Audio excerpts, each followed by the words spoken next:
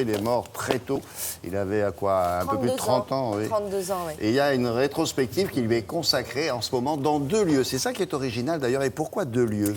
Pourquoi? Parce que Keith Haring, c'est du très très grand format. Et au musée d'art moderne de la ville, il y a déjà pas mal de hauteurs sous plafond, mais il fallait un petit peu plus encore. Donc ils se sont associés au 104, qui est un lieu assez nouveau dans l'art, qui est dans le 19e arrondissement à Paris, qui a cette hauteur sous plafond et qui du coup pouvait accueillir les sculptures de Keith Haring. Mais c'est plutôt sympa à la rigueur, ça fait un petit parcours dans Paris.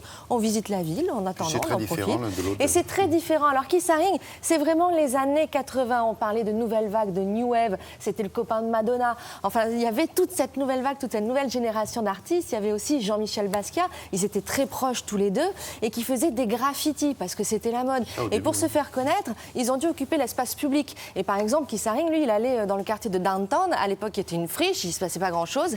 Et il peignait, il faisait ses graffitis sur les poutrelles métalliques, sur les panneaux d'affichage, enfin un petit peu partout. Et comme son dessin est très simple, ce sont que quelques lignes, c'est un bonhomme souvent très reconnaissable. Du coup, ça a marqué les esprits tout de suite et il s'est fait connaître comme ça parce que vraiment, il a ratissé large, il en a mis partout. Oui. Il distribuait des tracts dans Central Park parce qu'il était engagé politiquement aussi. Il a défendu la cause des homosexuels. Il était lui-même homosexuel. Après, il s'est engagé aussi pour le sida parce qu'il a attrapé la maladie et d'ailleurs, il en est mort à l'âge de 32 ans, comme on disait. Donc, c'est vraiment un artiste engagé et c'est ça qui se passe avec cette nouvelle génération dans les années 80. Il avait un grand sens de la communication. Hein.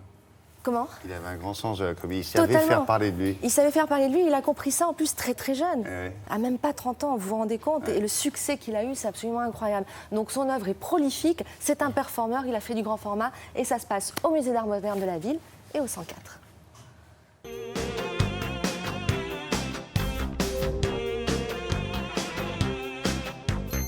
Keith Haring arrive à New York en 1978. C'est un jeune étudiant qui va à l'école des Beaux-Arts.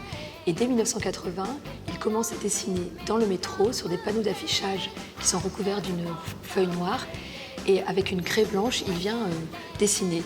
Et en fait, il réalise pratiquement 30 à 40 dessins par jour, tous les jours. Et donc, il se fait connaître de cette manière.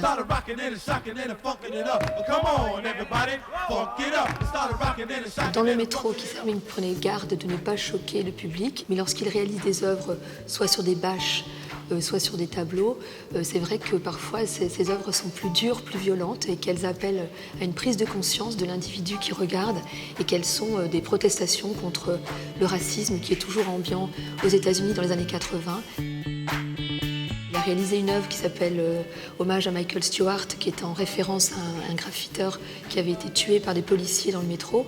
Et cette œuvre, c'est une protestation contre toutes les situations d'injustice liées à la couleur de la peau.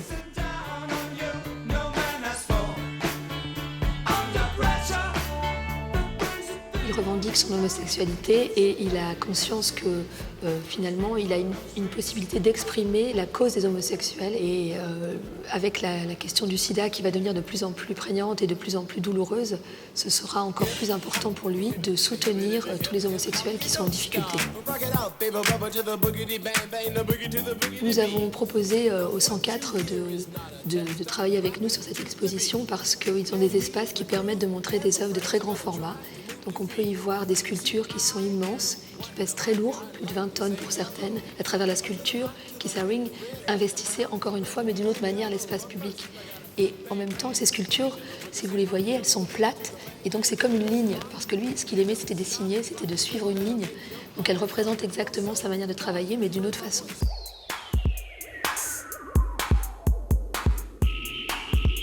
Son œuvre nous parle, puisque c'était une œuvre qu'il faisait avec toutes ses tripes. C'est quelqu'un qui était dans une espèce de grâce. Il avait des intuitions, il avait une vision de ce que serait le monde d'aujourd'hui et je pense qu'il a vu juste. Et finalement, ça nous parle tellement, ces œuvres, parce qu'elles sont d'actualité.